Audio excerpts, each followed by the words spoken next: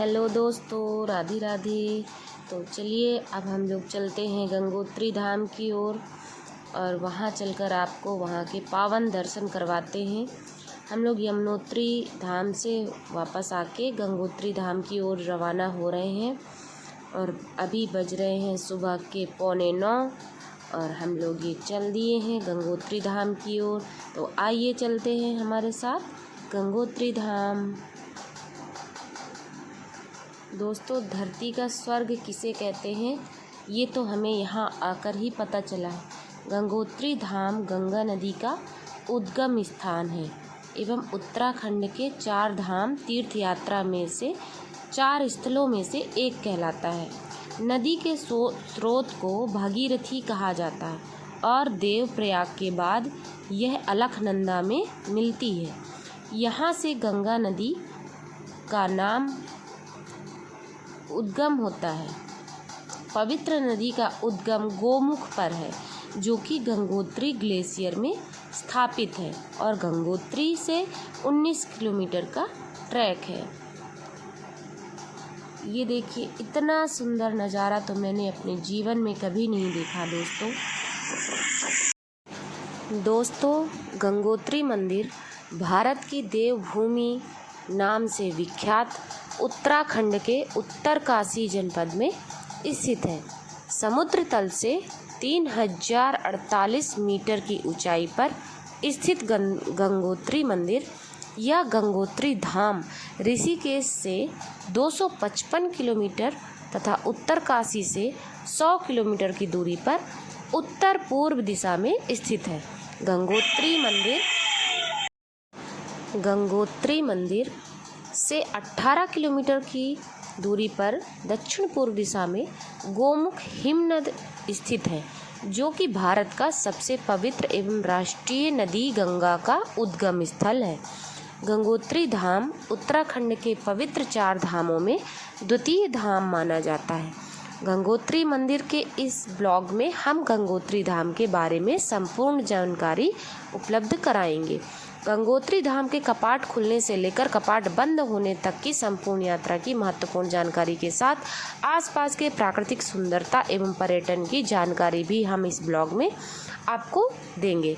तो आइए जानते हैं गंगोत्री मंदिर के संपूर्ण पौराणिक व आधुनिक तथ्यों को। तो बने रहिएगा हमारे ब्लॉग वीडियो में अंत तक दोस्तों।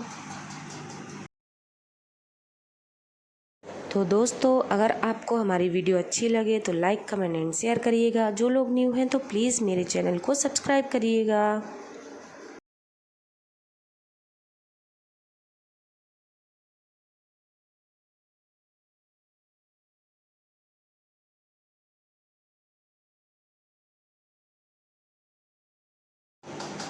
गंगोत्री मंदिर के पौराणिक इतिहास हमें यह बताता है कि धरती पर स्थित इस पुण्य धरा पर माँ गंगा का साक्षात अवतरण हुआ। वह स्वर्ग से भी ज़्यादा पुण्य और पूजनीय है। गंगोत्री मंदिर का इतिहास अति प्राचीन है। पुराणों में वर्णन किया गया है कि सतयुग में एक समय राजा सगर ने अश्वमेध यज्ञ का अनुष्ठान प्रारंभ किया। इस अनुष्ठान से इंद्र को अपने सिंहासन छिन जाने का भय हो गया।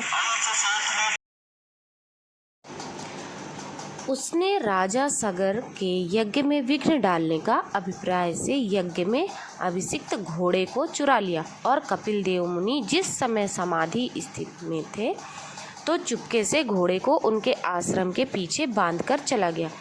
इधर घोड़े के खो जाने पर राजा सगर ने अपने 60,000 पुत्रों को घोड़े की खोज में भेज दिया। राजा सगर के पुत्रों ने स्वर्ग, मृत्यु, पाताल तथा सभी जगह ढूंढा परंतु घोड़ा कहीं नहीं मिला। अंत में लौटते हुए मार्ग में कपिल देव का आश्रम मिला। वहां आश्रम के पीछे उन्होंने अपना घोड़ा बांधा हुआ पाया। मुनि उस समय भी योग समाधि में थे। उनको यह मालूम ही नहीं था कि उनके आश्रम के पीछे कोई घोड़ा बंधा हुआ है। सगर ने पुत्रों को कलवश कपिल देव पर घोड़ा चुराने का संदेह जाहिर किया। उन्होंने बिना सोचे विचारे मुनि को अनेक अपशब्द कहे और मुनि को सताना आरंभ कर दिया, जिस कारण ऋषि की समाधि खुल गई और उनका अत्याचार देखकर उनकी क्रोधाग्नि भड़क उठी। ऋषि ने क्रोधवश उनको श्राप दिया। सगर पुत्र तत्काल भस्म होकर एक राख के बड़े ढेर के रूप में बदल गए। राजा सगर को इस बात का पता चलने पर महर्षि कपिल देव के श्राप के कारण उनके 60,000 पुत्र राख के ढेर में बदल चुके हैं एवं उनकी मृत्यु हो चुकी है। यह कपिल देव से क्षमा मांगने जा पहुँचे। कपिल देव ने योग बल से मालूम किया कि यह सब इंद्र का छल कपट था। सगर के पुत्रों ने अज्ञानतावश फल पाया है। तब कपिल देव ने राजा सगर से कहा, मैंने बिना विचारे इसको भस्म किया है। यह मेरा धर्म है कि इनकी आत्मा का उद्धार हो जाए। इनकी मुक्ति का उपाय मैं तुझे बताता हूँ। ऋषि कपिल देव ने कहा, यदि साक्षात ब्रह्म दिव्य गंगा जी का जल ब्रह्मलोक से लाकर इस ढेर पर चढ़ा दिया जाए तो यह सब तत्काल बिना प्रयास मुक्ति को प्राप्त हो जाएंगे। ऐसा सुनने पर राजा सगर ने उत्तर दिया, प्रभु मुझ में इतनी शक्ति कहाँ।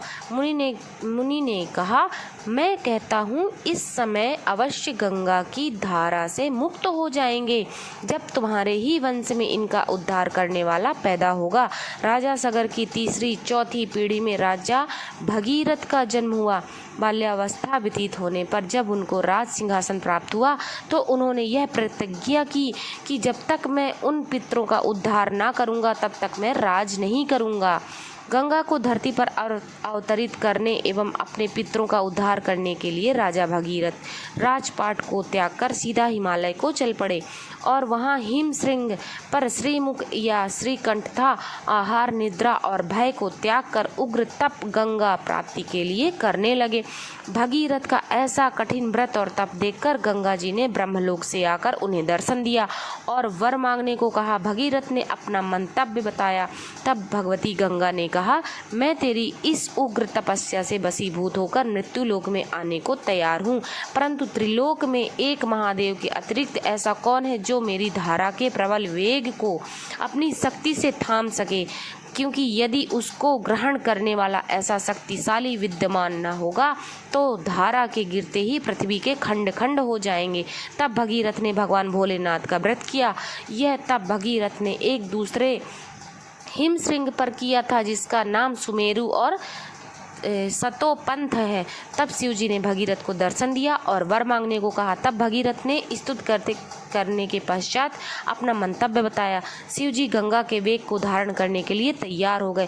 शिवजी अपनी जटा फैलाकर दोनों हाथों से कमर को सहारा देकर गंगा की धारा की प्रतीक्षा करते हुए आकाश की ओर टकटकी लगाकर देखने लगे। तभी आकाश में बिजली जैसी चमक के साथ साथ वज्रपात जैसा शब्द हुआ और उसके साथ ही गंगा की धारा का अवतरण हुआ। शिवजी ने धारा के वेग को अपनी जटा में थाम लिया और गंगा जी की धारा शिवजी की जटा में मालती की माला के समान शोभायमान होती हुई चक्कर खाने लगी। जब धारा का वेग हल्का हो गया तो शंकर त्रिलोक के निधि को पाकर भगीरथ देने का विचार भूल गए। उस दिन वैशाख मास की शुक्ल सप्तमी थी। इसी तिथि से श्री गंगा जी का जन्म तिथि मानकर गंगा सप्तमी के रूप में मनाया जाने लगा। तब शिव जी गंगा प्राप्ति करके भगीरथ को देने का विचार भूलकर अंतर्ध्यान हो गए। तब भगीरथ ने फिर शिव जी का व्रत किया। तब शिव जी ने प्रसन्न होकर एक दिव्य रथ को देकर इस पर बैठकर चल गंगा की धारा स्वतः ही रथ के पीछे बोलिए गंगा मैया की जय, गंगोत्री धाम की जय।